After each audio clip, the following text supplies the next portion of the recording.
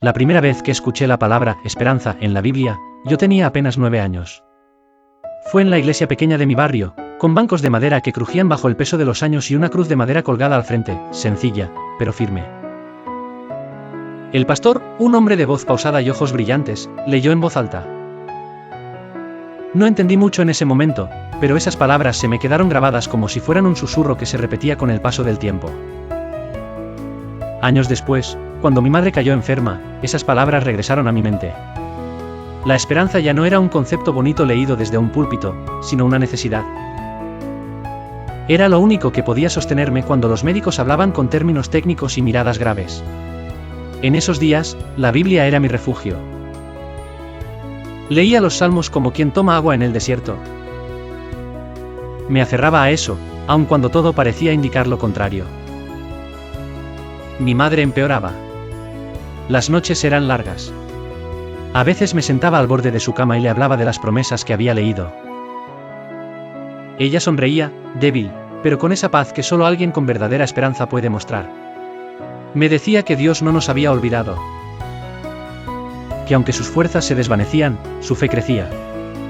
Fue entonces cuando entendí que la esperanza bíblica no es la ilusión ingenua de que todo saldrá bien, sino la certeza de que, aun en medio del dolor, Dios está con nosotros.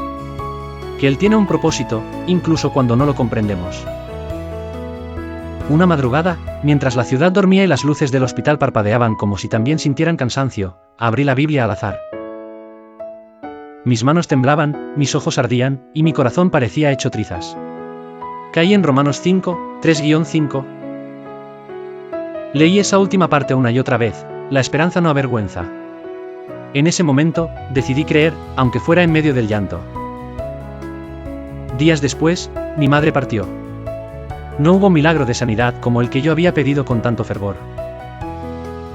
Pero hubo algo distinto, una paz que no puedo explicar.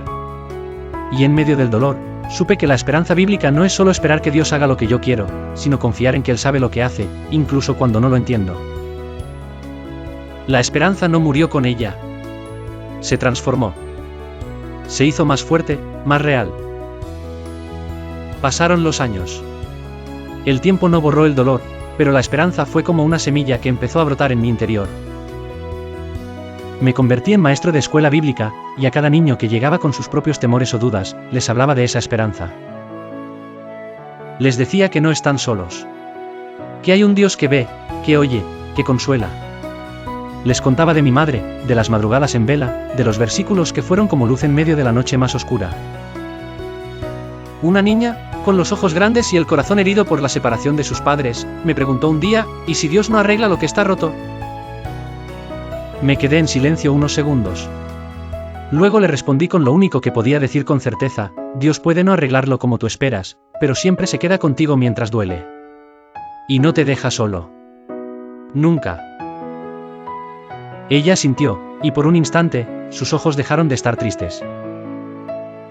Con el tiempo, entendí que la esperanza de la Biblia no es un sentimiento pasajero ni una emoción que depende de las circunstancias. Es un ancla. Hebreos 6:19 dice. Esa imagen me marcó profundamente. Un ancla. Algo que no permite que el alma se pierda, incluso cuando las olas de la vida son fuertes, incluso cuando el viento sopla con furia y el horizonte desaparece. Esa esperanza fue la que me sostuvo cuando perdí mi trabajo años después. Tenía cuentas por pagar, sueños en pausa y un hijo recién nacido. Me sentía impotente, frustrado, casi vacío. Pero cada mañana, mientras sostenía a mi hijo en brazos, oraba. No para que el dinero llegara de golpe ni para que mágicamente se resolviera todo. Oraba para no perder la fe. Para recordar que Dios no se olvida de los suyos. Y cada vez que leía en Mateo 6 que Dios viste los lirios del campo y alimenta las aves del cielo, algo dentro de mí se encendía. Si cuida de ellos, ¿cómo no va a cuidar de mí? Y cuidó. No de la manera rápida que yo quería, pero sí de la forma perfecta que Él sabía. Me ofrecieron un trabajo modesto en una librería cristiana. Al principio pensé que era muy poco, pero resultó ser el lugar donde Dios me enseñó a ver a las personas con nuevos ojos. Allí escuché historias que hablaban de pérdidas, de enfermedades, de soledad, pero también de fe, de perdón, de nuevos comienzos. Y sobre todo, de esperanza. Cada cliente era un recordatorio de que todos necesitamos algo más grande que nosotros mismos para seguir adelante.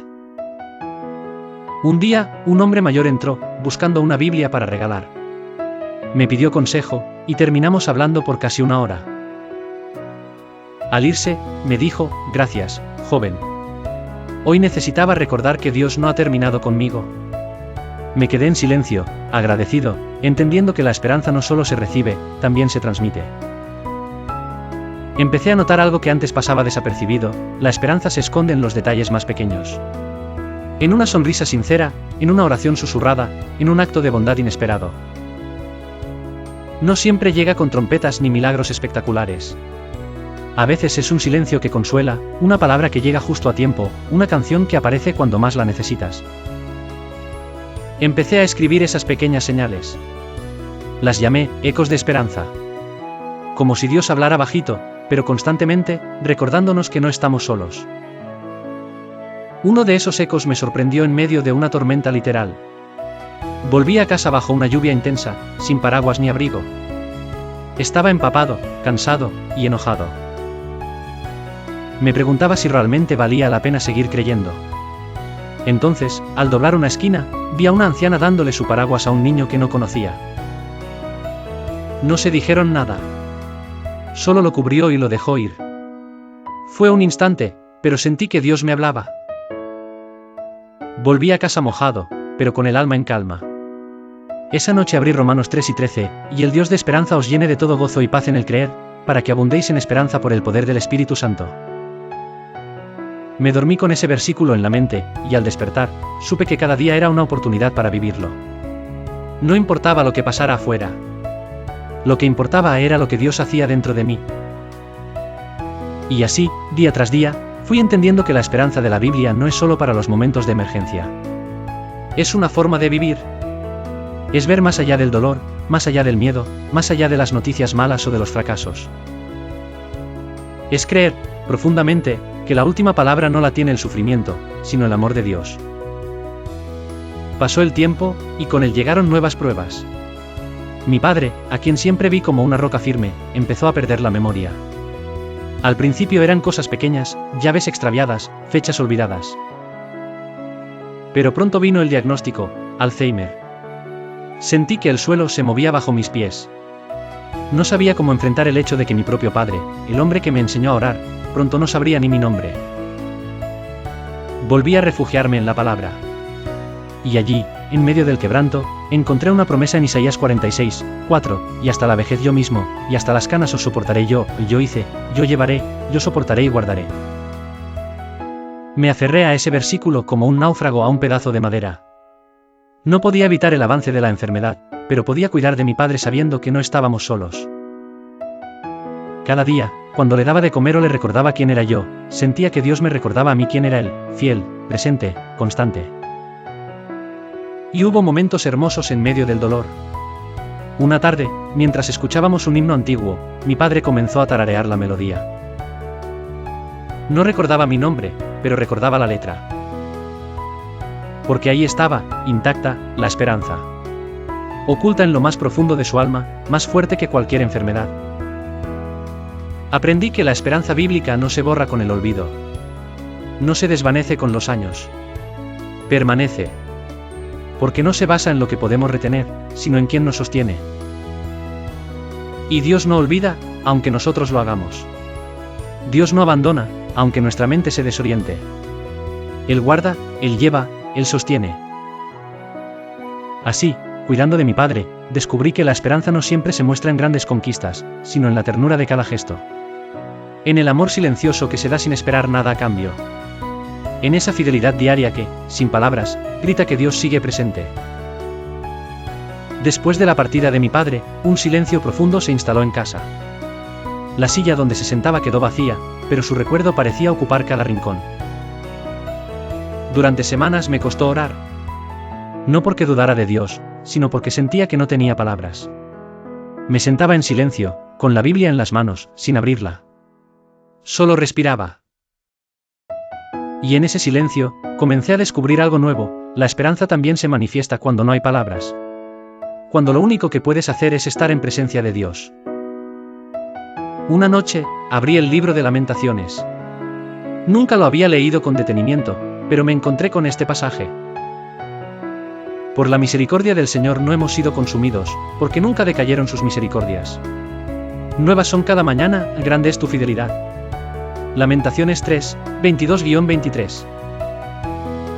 Me aferré a esa idea, nuevas son cada mañana. Cada amanecer, aunque dolido, traía consigo una promesa renovada. Como si Dios me susurrara, hoy también estoy contigo. Y entonces comencé a ver la vida de otro modo. Me di cuenta de que muchos a mi alrededor también caminaban con heridas invisibles, con corazones rotos, con luchas silenciosas. Empecé a preguntar más, a escuchar más. A dar palabras de aliento donde antes solo ofrecía silencio educado. Porque entendí que la esperanza no se guarda, se comparte. Y que, muchas veces, somos los instrumentos que Dios usa para recordarle a alguien más que aún hay luz en medio de su noche. Fundé un pequeño grupo de apoyo en la iglesia, donde nos reuníamos a orar y a contar nuestras historias. Historias de pérdidas, sí. Pero también de resiliencia, de sanidad, de milagros sencillos y profundos. La esperanza no era una teoría para nosotros. Era el aire que respirábamos. El hilo que nos unía. Y en medio de ese grupo, rodeado de personas frágiles pero llenas de fe, sentí que algo en mí se reconstruía. Que las ruinas de mi alma empezaban a tomar forma otra vez. Una de las personas que más me marcó en aquel grupo fue Samuel. Tenía poco más de 20 años y había sobrevivido a una sobredosis. Había tocado fondo, y cuando hablaba, lo hacía con una voz tranquila, pero con una mirada que hablaba de infiernos personales. Lo que más me impactaba no era su historia de caída, sino su historia de regreso.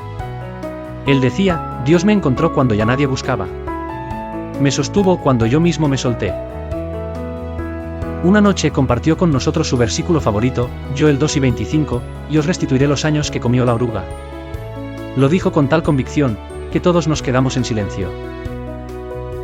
Nunca había pensado que los años perdidos podían ser restaurados.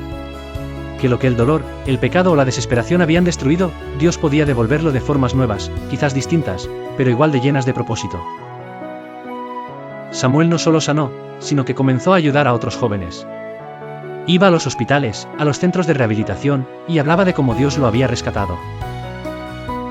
Su vida se volvió un testimonio viviente de que nadie está demasiado lejos para que la esperanza lo alcance.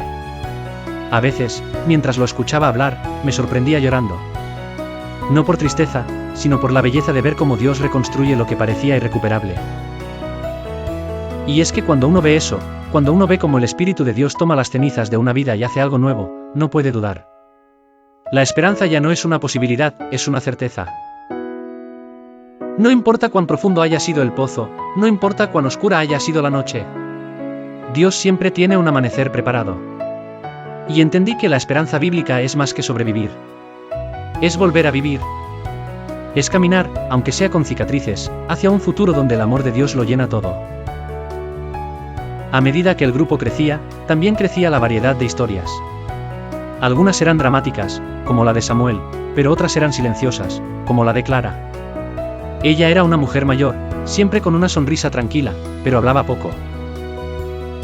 Un día, después de varias reuniones, pidió la palabra. Su voz era suave, pero cada frase parecía estar tallada en roca. Nos contó que había perdido a su hijo en un accidente, hacía más de 10 años.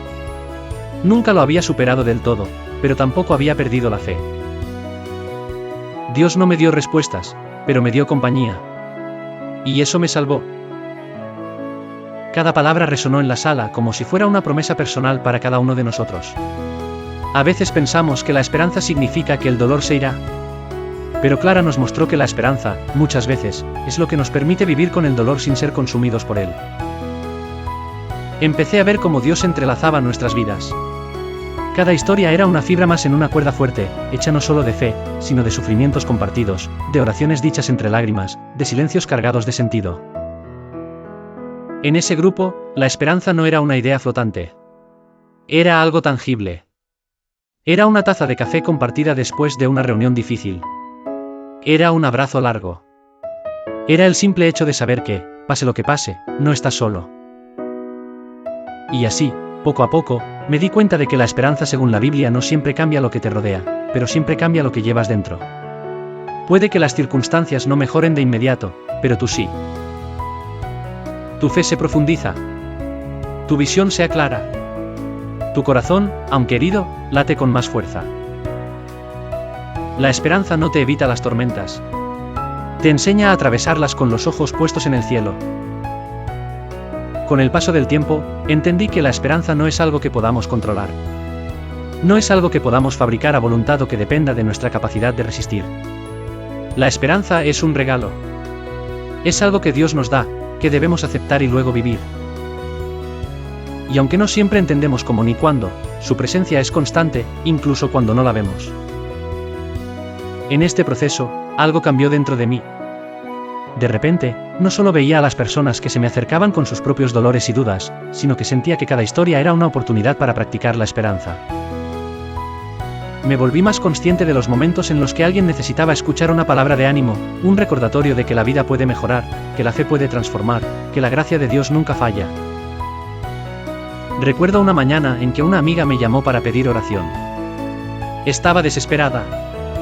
Había perdido su trabajo y su marido había caído en una depresión profunda. Mientras hablaba, no tenía todas las respuestas. No sabía cómo cambiar su situación, ni cómo resolver su angustia. Pero lo que sí sabía era que Dios estaba en medio de su lucha. Le compartí lo que había aprendido: la esperanza no siempre es que todo se resuelva a la perfección, pero sí es saber que no estamos en control, pero Él sí lo está.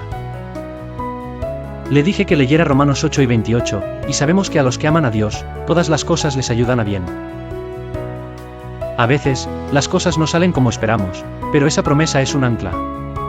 No todo es bueno, pero en medio de todo lo malo, Dios trabaja a nuestro favor, en formas que tal vez no entendemos en el momento, pero que se revelan con el tiempo. Esa conversación cambió algo en mí. Al compartir la esperanza con ella, mi propia esperanza se fortaleció. Vi cómo el poder de las palabras, de la oración y de la comunidad podía traer algo de luz a los momentos más oscuros.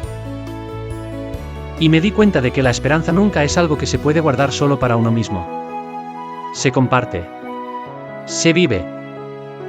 De que Él ha vencido, que la victoria está asegurada, incluso si no vemos cómo se manifiesta en este mismo momento. Pero la esperanza no se mide por las soluciones rápidas, sino por la fe persistente que mantiene nuestro corazón firme, aun cuando no entendemos todo lo que está pasando.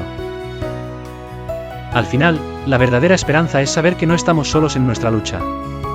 La esperanza bíblica no es optimismo vacío, ni una promesa de que todo irá como queremos. Es la promesa de que no importa lo que pase, Dios está con nosotros. Porque, como dice 1 Pedro 1:3, alabado sea Dios, Padre de nuestro Señor Jesucristo. Por su gran misericordia, nos ha hecho nacer de nuevo mediante la resurrección de Jesucristo, para que tengamos una esperanza viva. La esperanza que tenemos no es una esperanza muerta, es una esperanza viva, que crece con cada paso, con cada lucha, con cada día que pasa. Y esa esperanza nunca nos defraudará. Nunca.